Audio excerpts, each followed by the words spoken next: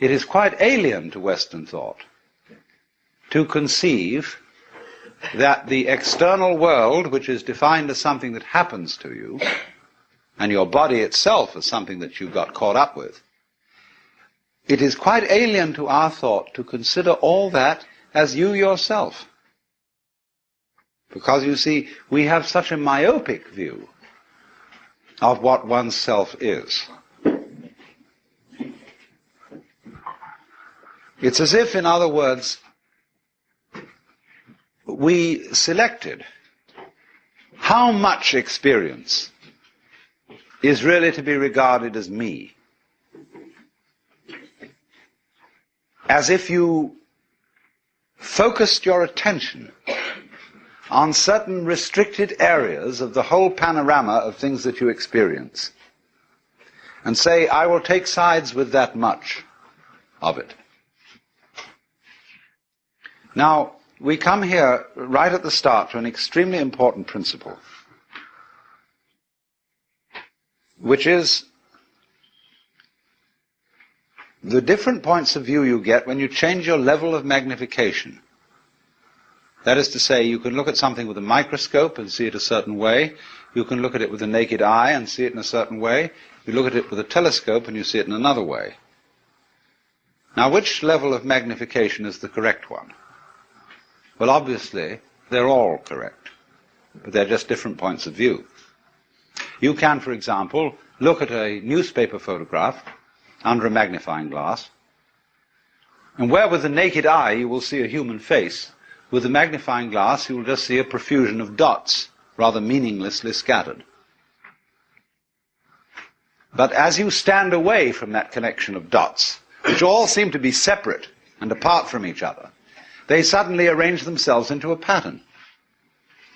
And you see that these individual dots add up to some kind of sense.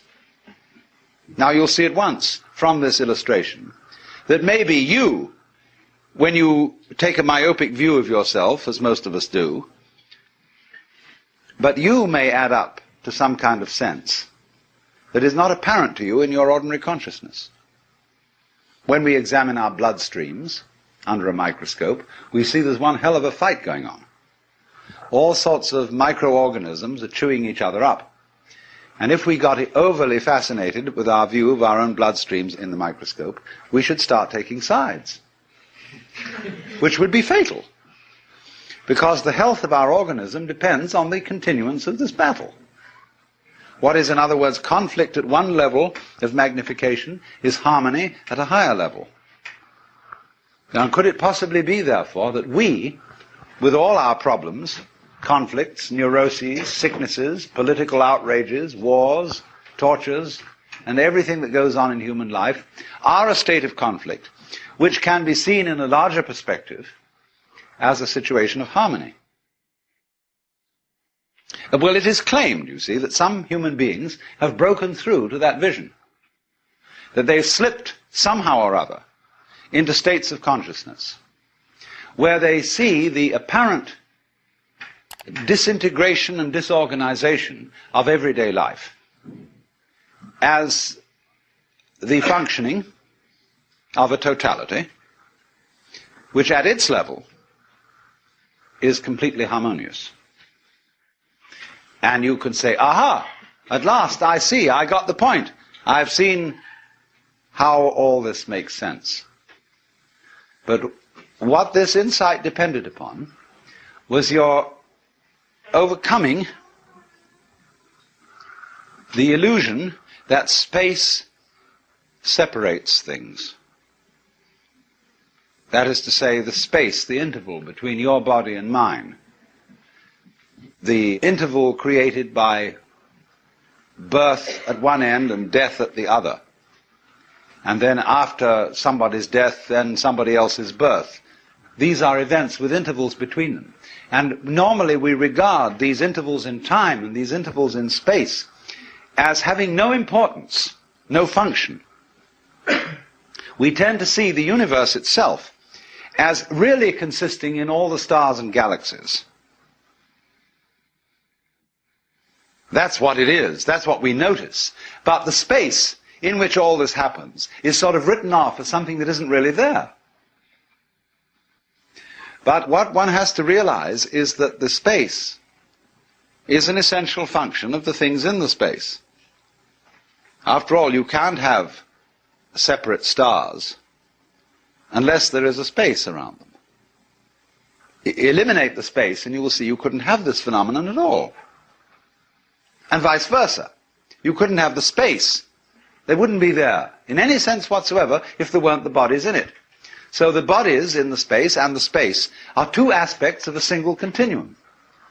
They're related together in exactly the same way as a back and a front. And you just don't get one without the other.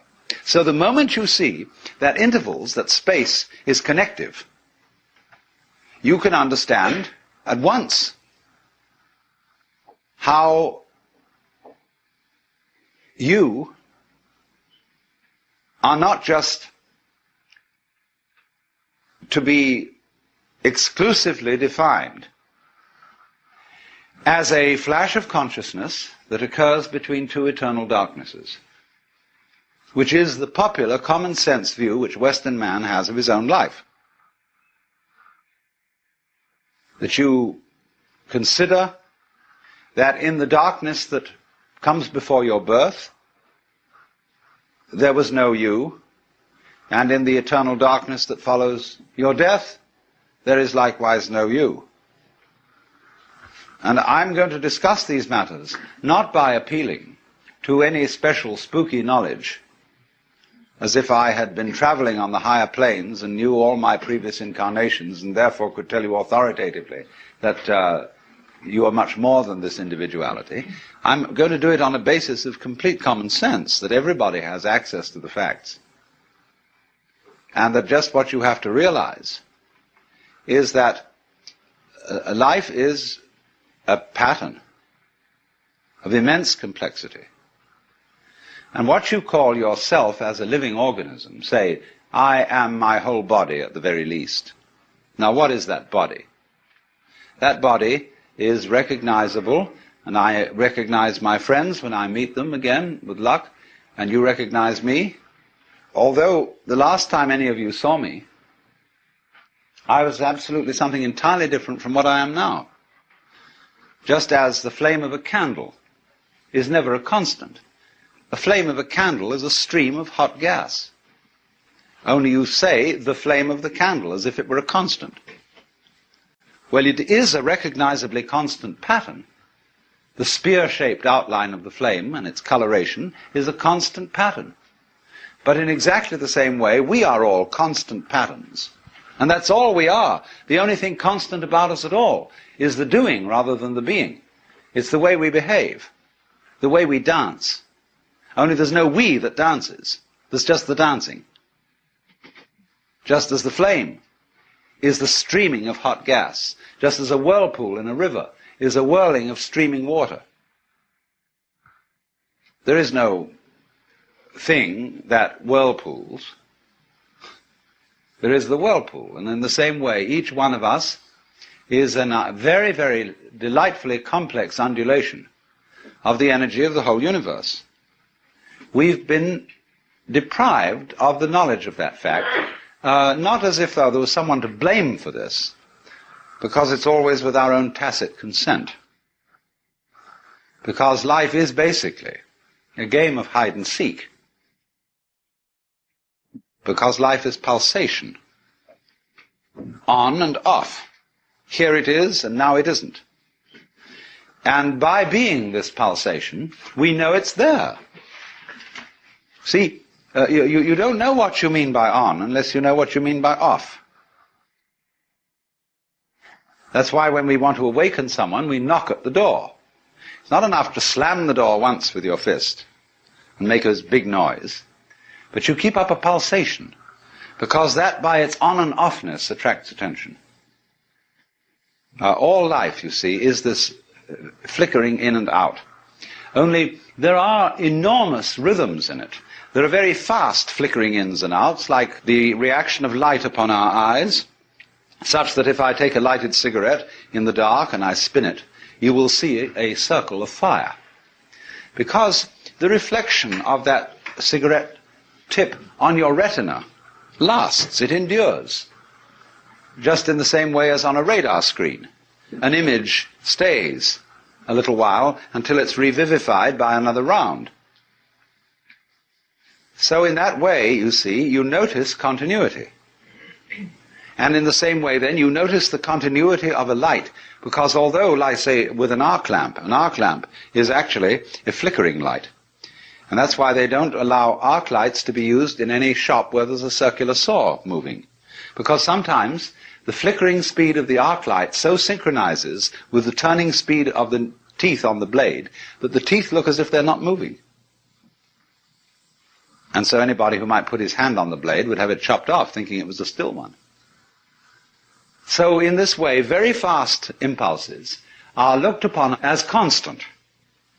And we see where there are fast impulses a solid thing. When you look at the blade of a propeller or an electric fan, the separated 4 or 3 blades become a solid disk, and you cannot throw an egg through it. Well, so in exactly the same way, you can't put your finger through a rock, because the rock is moving too fast for your finger to go through. That's the meaning of the whole phenomenon of hardness. Hardness in nature is immense energy, but acting in a very concentrated space, restricted space, but going to beat hell. That's why you can't get through it. Now, from those very tiny fast rhythms, which give us the impression of continuity, there are also in this universe immensely slow rhythms. And these are very difficult for us to keep track of. And they impress us and depress us as our own life and death, as our coming and going, which goes for what is, to us, such a slow pace that we can't possibly believe that it is really a rhythm. We think of it as our birth, as something quite unique that could never occur again, because we're so close to it, you see, and it's moving so slowly. And so with that point of view, we are, like Marshall McLuhan has said, he borrowed a metaphor from me, which is that we are driving a car looking at the rear vision mirror. That means that the environment in which you believe yourself to exist is always a past one. It isn't the one you're actually in. The process of growth, the basic process of biology, is one in which lower orders are always being superseded by higher orders. But the lower order can never figure out, or only very rarely figure out, what the higher order is that's taking over. And may see it as a terrible threat, as total disaster, as the very end. But therefore can never be aware that the principle of growth always has and always will continue. Because that's what's going on. But you never know what the next step is going to be. Because if you did know, you wouldn't take it. Because it would already be past. Do you understand this? That any certainly known future is an event of which we can say, you've had it. And in that sense, it's past. When we play games, and we say in chess or in bridge or whatever game you're playing, the outcome of the game becomes certain. We at that point cancel the game and begin a new one. Because the whole zest of the thing, and which takes me back to the idea that this whole thing is a hide-and-seek game, is that you don't know what the next order coming up is. But one thing you can be sure of, it will be an order.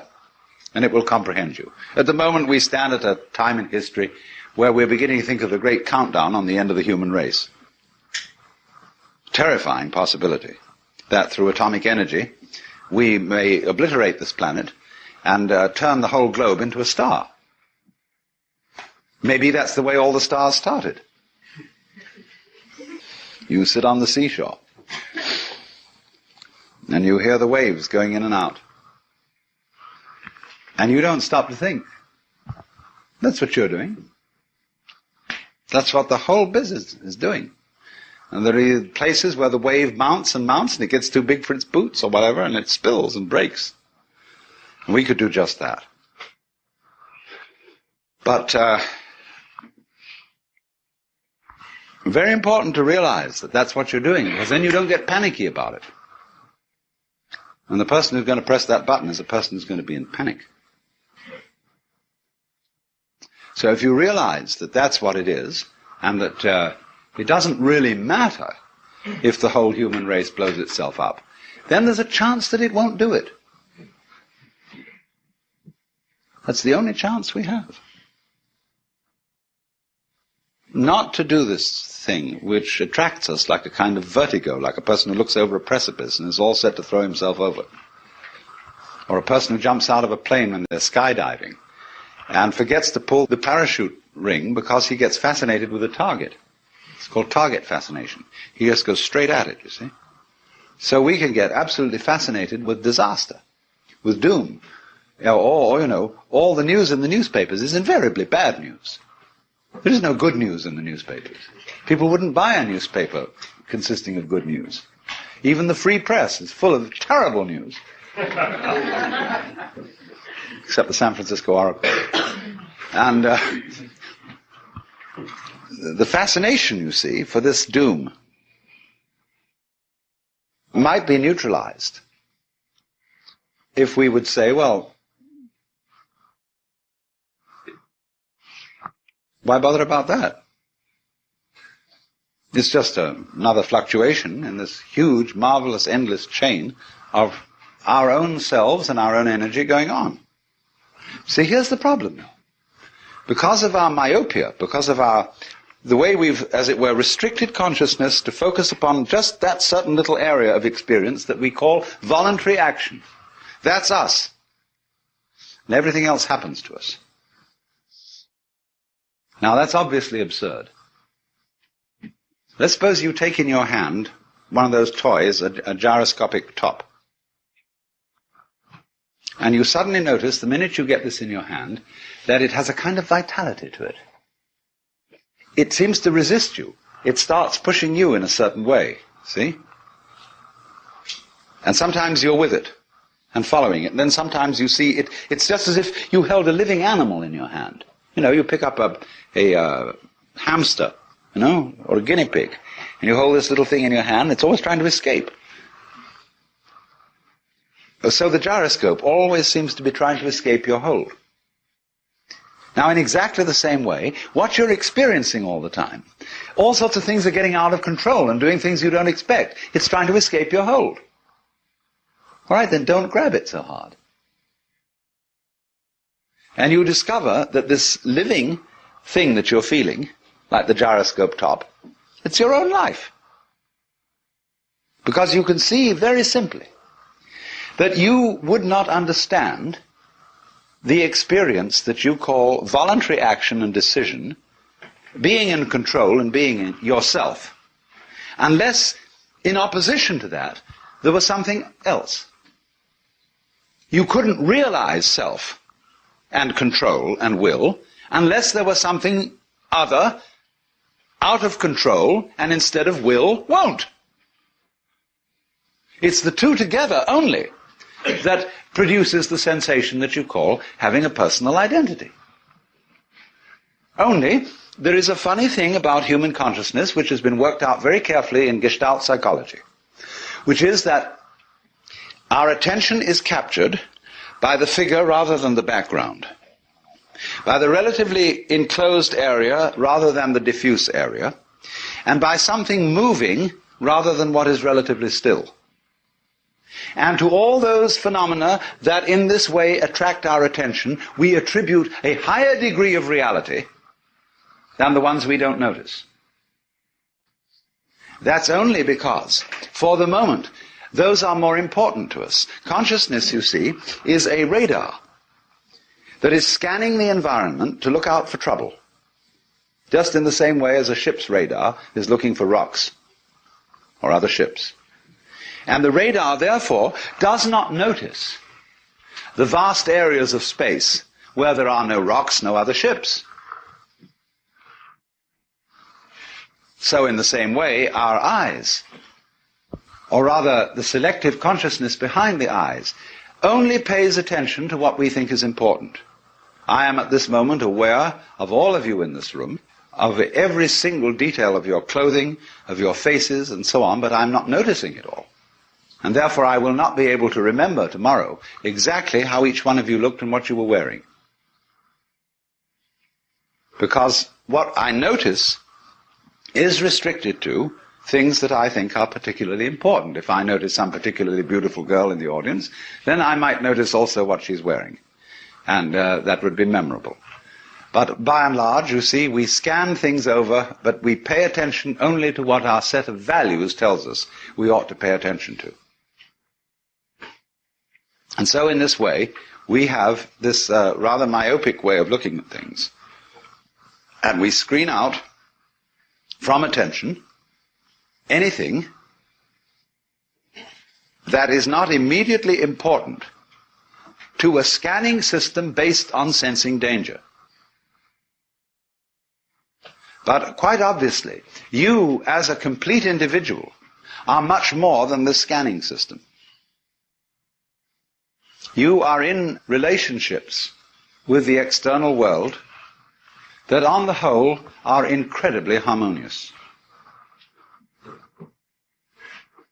Going back to this illustration of every living body as something like the flame of a candle, the energies of life in the form of temperature, light, air, and food, and so on, are streaming through you all at this moment in the most magnificently harmonious way. And you're, all of you, far more beautiful than any candle flame. Just sitting in these chairs, just going, you know. Only we are so used to it. We say about that, so what? Show me something interesting. Show me something new. Because it's a characteristic of consciousness that it ignores stimuli that are constant. When anything is constant, it says, okay, that's safe, it's in the bag, needn't pay attention to that anymore. And therefore we eliminate systematically from our awareness all the gorgeous things that are going on all the time, and instead only become focused on the things, the troublesome things that might happen to upset it. Which is all right, but we make too much of it.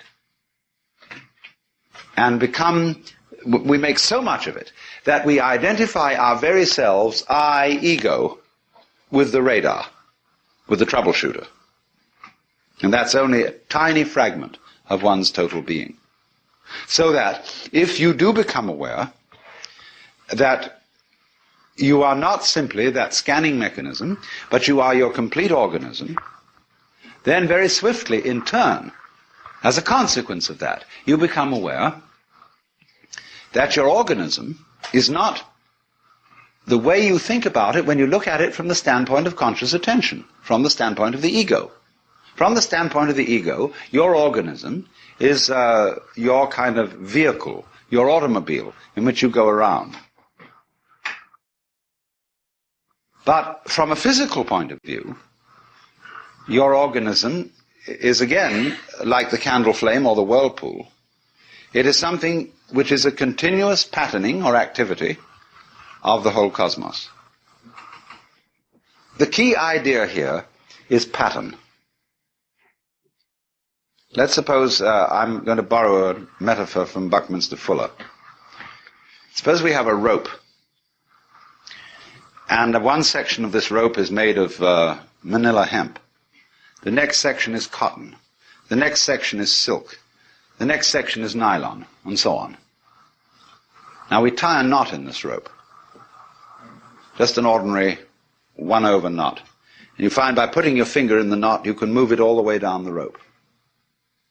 Now, as this knot travels, it's first of all made of manila hemp, it's then made of cotton, it's then made of silk, it's then made of nylon, and so on. But the knot keeps going on.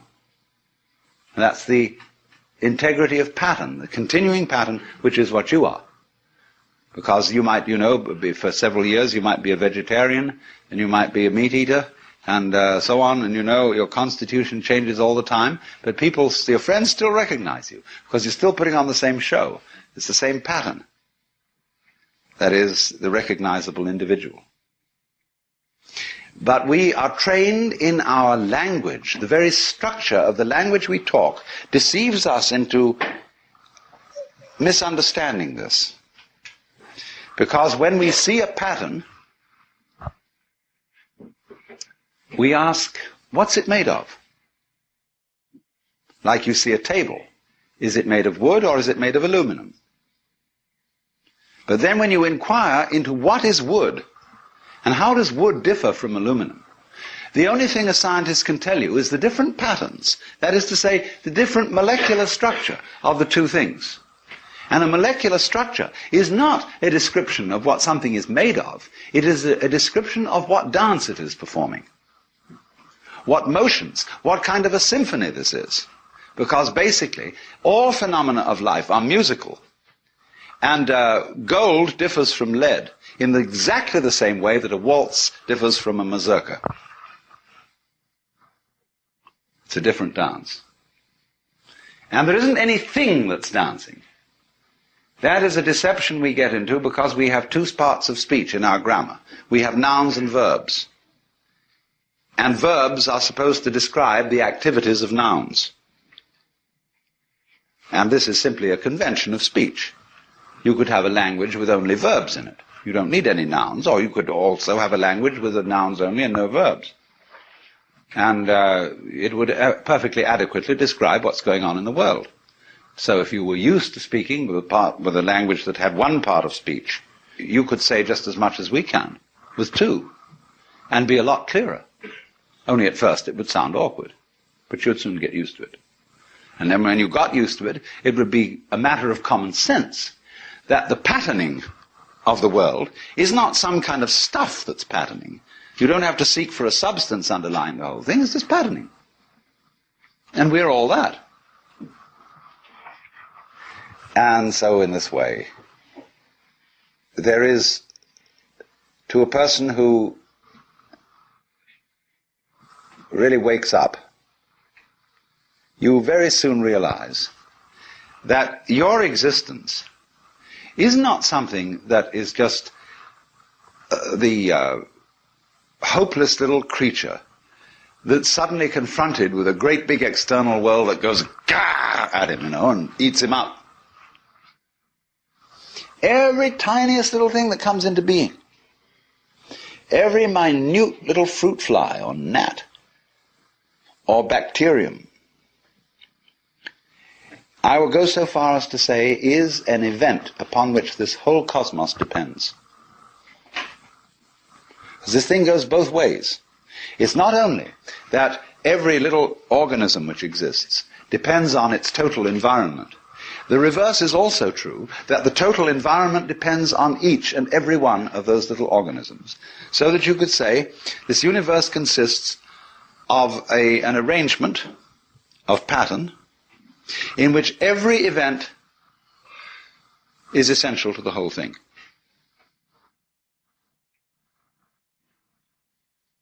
Now, we screen that idea out of our consciousness in exactly the same way that we screen out the perception of space as an important reality. Just as we pay attention to the figure and ignore the background, so we see one way of looking at things, namely that the organism is very frail against the environment. It lasts a long time, the environment, but the organism only lasts a short time. What do you mean the environment lasts a long time? What does the environment consist of? Just a lot of little things. And yet there is the environment just as the same way as there is the face in the newspaper photograph behind all those little dots. When you get far enough away from it, you see the face. When you get far enough away from all the organisms and the little bits of things, you see the environment in another scale of magnification. But actually, the whole thing is arranged in a polar system where the enormous depends on the tiny and the tiny depends on the enormous. And you get a relationship between these extremes which can be called a transaction. That is to say, a transaction when there's buying and selling. It's impossible to have buying without selling and selling without buying.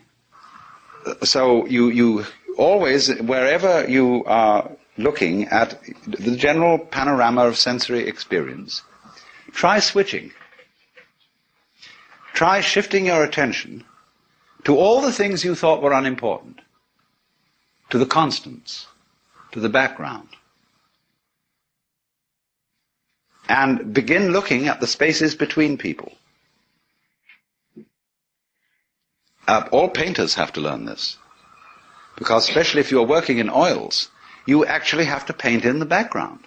Weavers know this, because when they're making patterns in weaving, they've got to weave the background as well. Or if you do needlepoint with embroidery, think of the hours you spend putting in the background over the canvas in wool. And you become aware of it. Same way the people who made the great oriental carpets.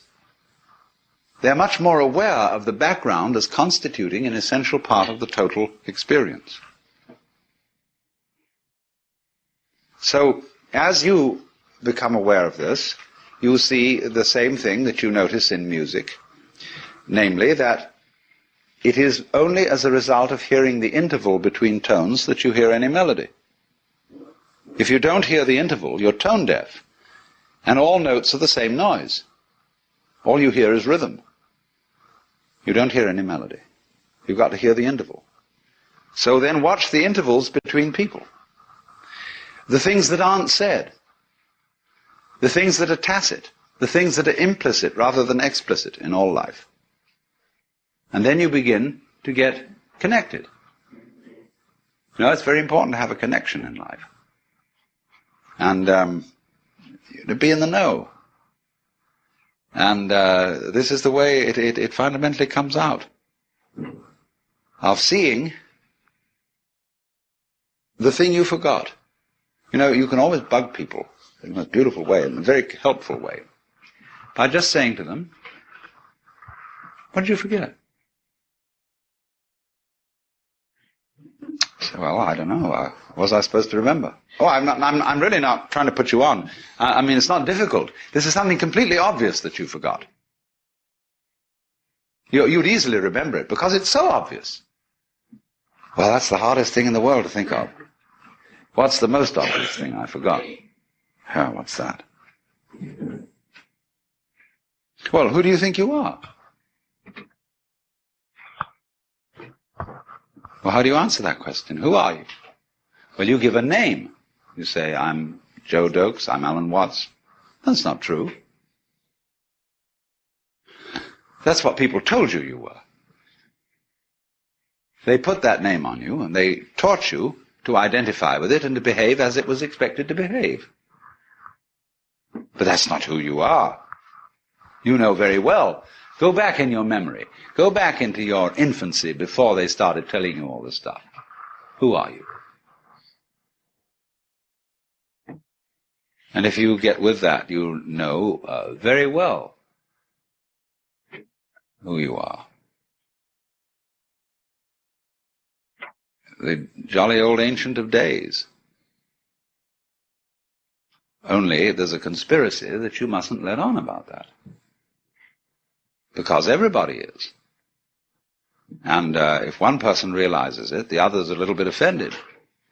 And they say, well, how come you're so great?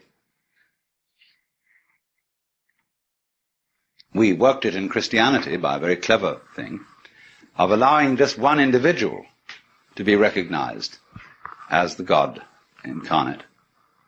And nobody else, therefore, could be. And since he had been safely crucified and whisked up to heaven, he wouldn't bother us anymore. So everybody, therefore, who gets an intimation of who they really are and ever comes out with it in Christian civilization, people say, who the hell do you think you are? You Jesus Christ? Well, you can say Jesus Christ said he was Jesus Christ and everybody put him down for it, and that's what you're doing to me. Oh, they say, forget that one. Because it's like somebody comes out and composes some perfectly terrible music. And the critics say this man is a cacophonist. He is completely incompetent. And he said, did you read the reviews of Beethoven's First Symphony when it was performed at Vienna?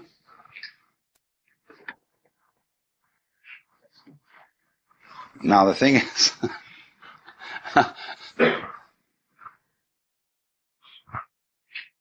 We allowed one person, you see, one human individual, to be the incarnate God. Because we have all been living in a theory of the universe in which the individual is simply involved in something that happens to him. And we feel that this thing that happens to us is reality. It is facts that we have to face and accept and cope with. See? It's always something other than you. You don't recognize it as an integral part of your own being, without which you cannot know what you mean by the word I.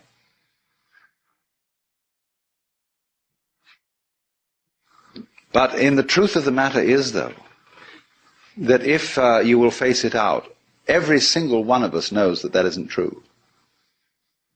There is as it were, a recess of the soul, of the psyche, where everybody knows perfectly well that you are not just this irresponsible little mouse that's been chucked down into this world, but that you are really doing this work. You're running it. Only you can't admit it just in the same way as you can't admit that you're responsible for the way your own heart beats.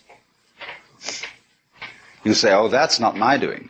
I've no control over my heart. Do you have any control over being conscious? Do you know how you will? You say, I intend to take my hand down from my face and put it on my leg. I can do that, but I don't know how the hell it's done. So that what we mean by the capacity of voluntary control in the ordinary sense of the word is that we don't understand it at all. So you might say, in a funny backwards way, that the only kind of control you really understand is that where you're not using your will.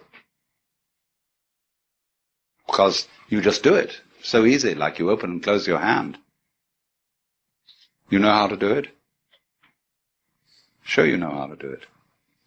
But you can't put it into words and explain to someone how to do it. You say, well, come on, aren't you human? Don't you know how to open and close your hand? Just do it, silly. But we don't realize, you see, that just as we know how to do this, we know equally well how to turn the sun into light, how to blue the sky, how to blow the wind, how to wave the ocean, how to digest food, and I might add, to be digested by bacteria and transformed. As we transform our steaks, we will in turn be transformed. But the pattern keeps going. And it's always you. Only you see you have this marvelous capacity to transform yourself without knowing that you're doing it. Therefore you keep surprising yourself. And therefore you keep on doing it. Because if you didn't surprise yourself, you wouldn't go on doing it. It's just the very fact, you see, that you seem to be the victims of a thing you don't understand, and that you seem to conclude your life every time in a wipeout called death, where all your control goes, is just exactly that opposite condition to what you call being alive that allows you to be alive. Only every time it happens, it's like it's new. It's like every time you're born, it seems like it was the only time. But of course, if it wasn't like that, you wouldn't do it. When Hindus and Buddhists use the word karma, the basic meaning of it is action, from the Sanskrit root kri, to do. And therefore there is some error in the common translation of karma as a law of cause and effect, or of cosmic retribution. As a man sows, so also shall he reap. Has a Western flavor, which is a little causal. The way the Buddha put it was slightly different. This arises, that becomes. Because between this and that, there is a polar relationship. And the full explanation of karma in Buddhist philosophy is called pratitya samutpada, which means the interdependent origination of all the forms and phases of life. Pratitya samutpada.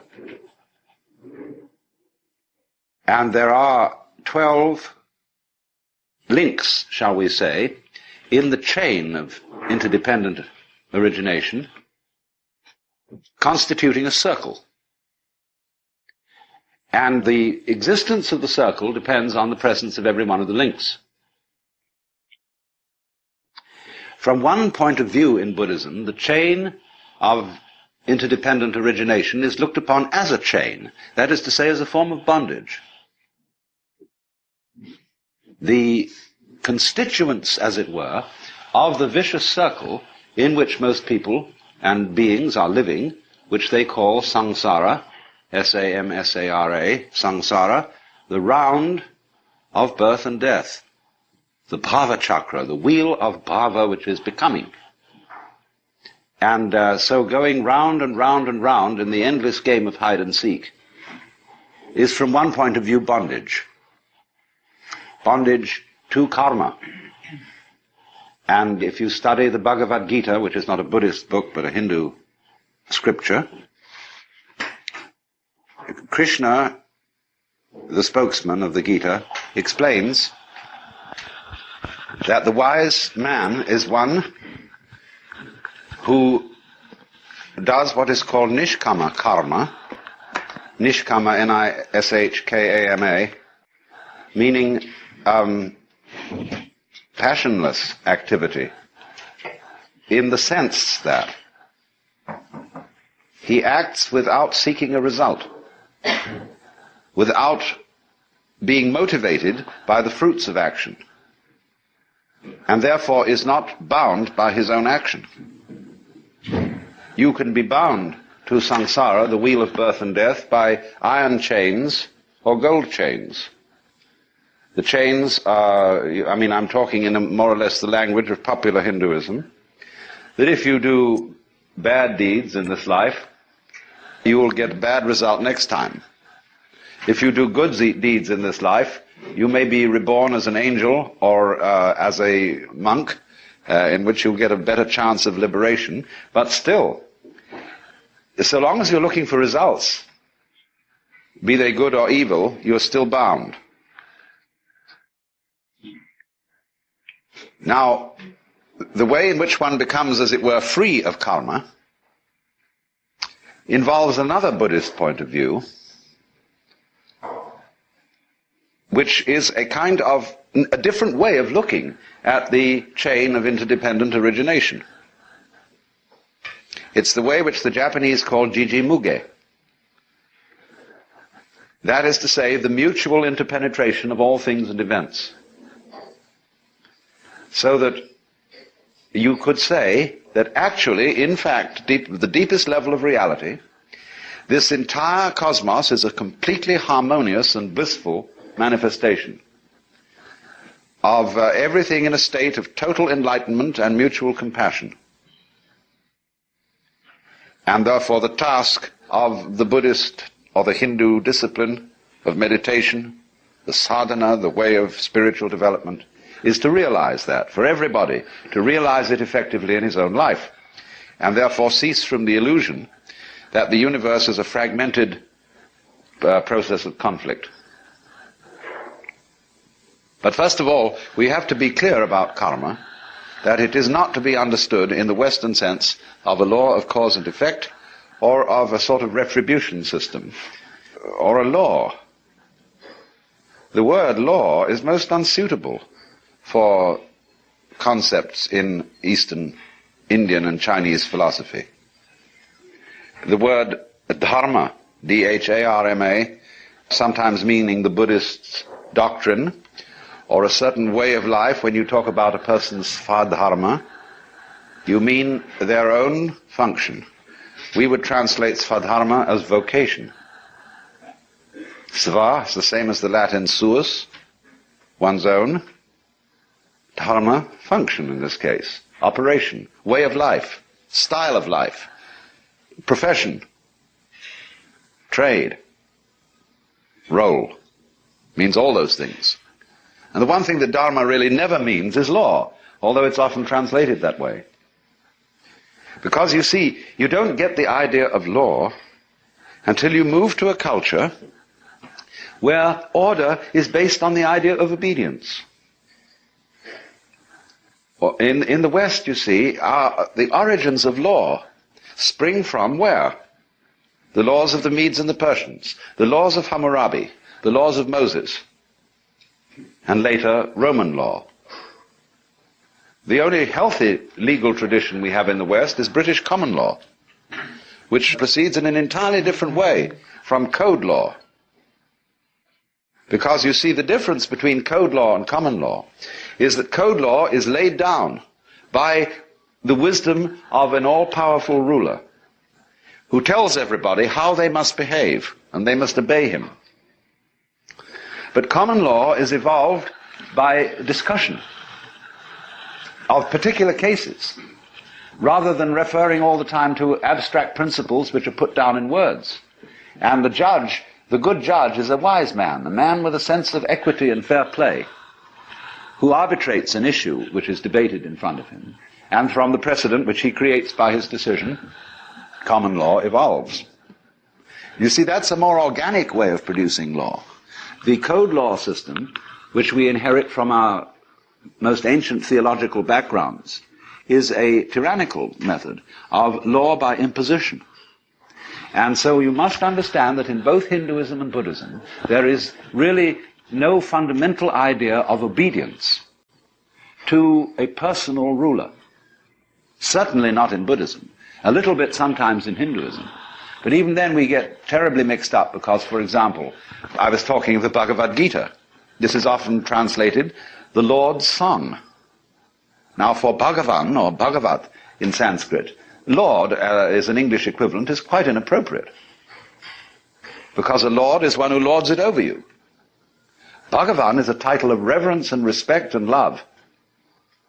The song of the beloved would be much better in a way, although it's not quite correct from a strict point of view. We don't really have an equivalent for this word, the Bhagavan. So, although you see there has been in India itself tyrannical rule, and although the Arthashastra, as a manual of politics, it gives directions to a tyrant as to how to govern by absolute power, going along with this exposition of this very Machiavellian point of view to government is the constant advice of the sage. Yes, this is what you have to do in order to fulfill your office as a ruler, but never forget that you'll never succeed. The more you try to rule things by force, the more you will stir up violence against you. And so you can never hold on to your power and your possessions. It will always flow away from you. So there was one of those great Rajas of ancient India who asked a jeweler to make him a ring that would restrain him in prosperity and support him in adversity. And the jeweler wrote on the ring, "It will pass."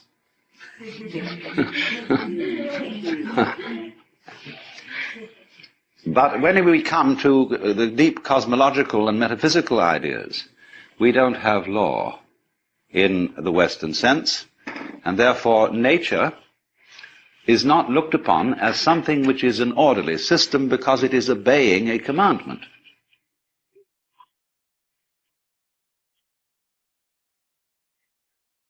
In the West, we inherit the idea of law from those ancient conceptions of God, and it is even passed down into science, where we discuss laws of nature.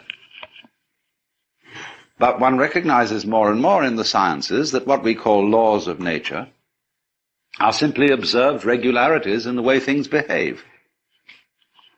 And you, in order to observe regularities, you must look at things through something regular. That is to say, you must lay a ruler alongside them, or compare their behavior with the regular behavior of a clock. But clocks and rulers are human inventions. They are regular measures which we use for comparing the rates of change. Say, a clock is a measure of a rate of change. It's quite arbitrary. But we very easily compare our regulation measuring devices with what makes things happen, as if the sun rises because it's 6 in the morning. Now that's being completely backwards in one's thinking. And we get into the same confusion when we imagine, for example, that money is wealth. Here we have fantastic wealth, and we have the technological possibility of making everybody on earth the enjoyer of an independent income. We can't do it because people say, where's the money going to come from? Because they think money makes prosperity. It's the other way around. It's physical prosperity which has money as a way of measuring it. But people think money has to come from somewhere, like hydroelectric power or lumber or iron, and it doesn't. Money is something we invent, like inches. So you remember the Great Depression? When there was a slump? And what did we have a slump of? Money. There was no less wealth, no less energy, no less raw materials than there were before, but it's like you came to work on building a house one day, and they said, sorry, you can't build this house today, no inches. What do you mean no inches? No, just inches. We don't mean we got inches of lumber, yes, we've got inches of metal, we've even got tape measures. But there's a slump in inches as such, you see? And people are that crazy. They can have a depression because they've got no inches to go around, or no dollars. That's all a lot of nonsense.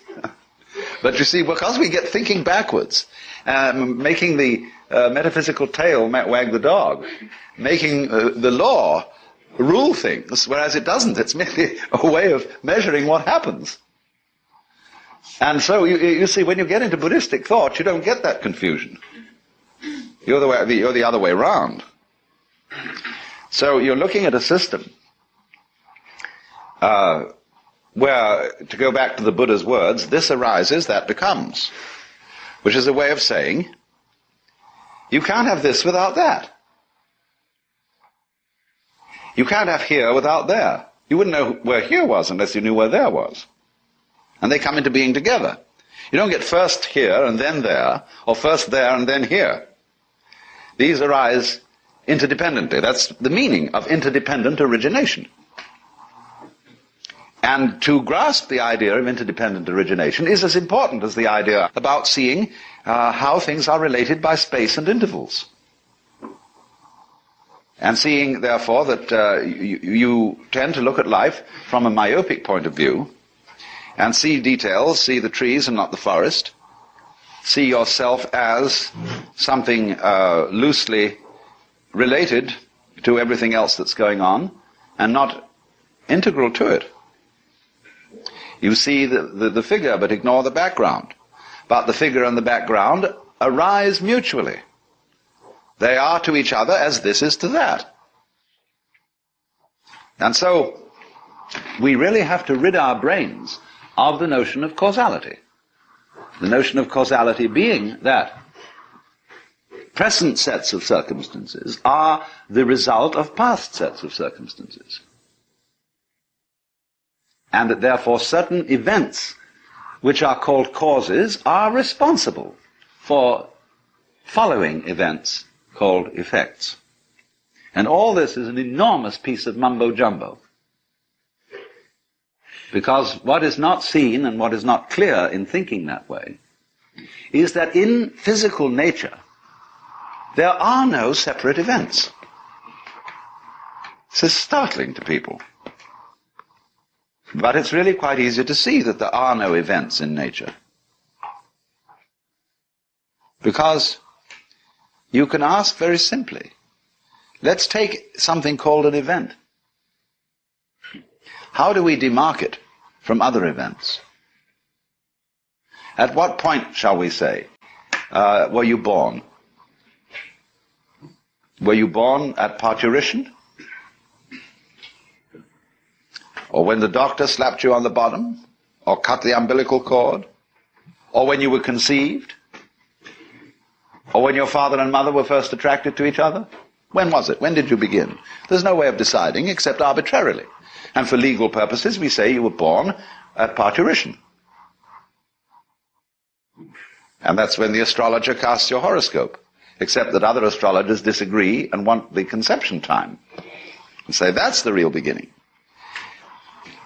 There isn't a real beginning.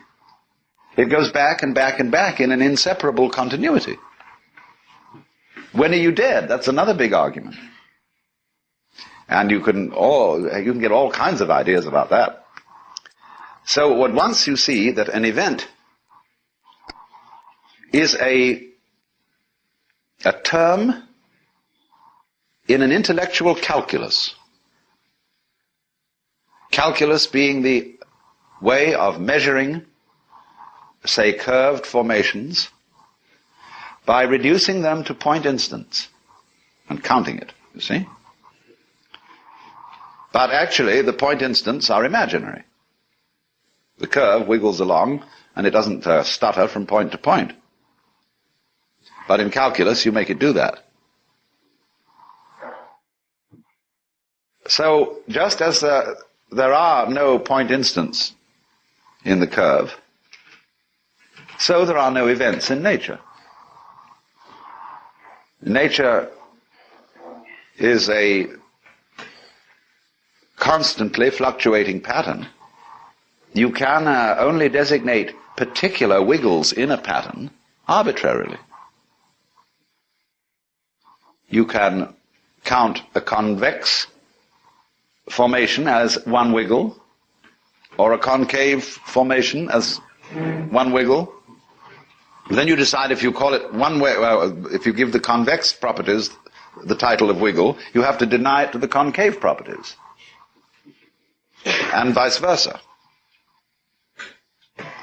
So when you see that what we call separate events don't exist, it becomes nonsense to speak of one event causing another.